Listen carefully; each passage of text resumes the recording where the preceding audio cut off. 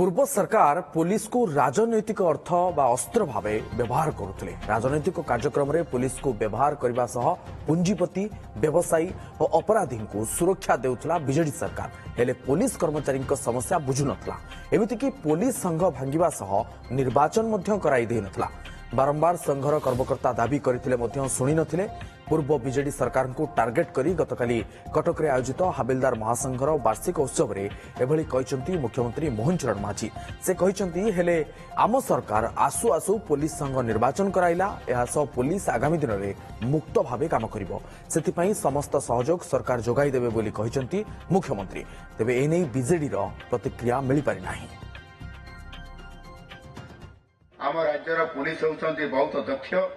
जेकोसी राज्यर पुलिस बलठू कौन गुणे कम नुहे।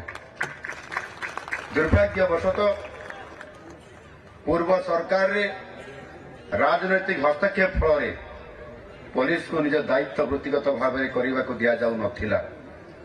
यार प्रतिफलन राज्य रे अपराध नियंत्रण रे सीधा सड़क तार प्रभाव पड़ुला एवं अपराधी मनोबल बहुत वृद्धि पाउथिला।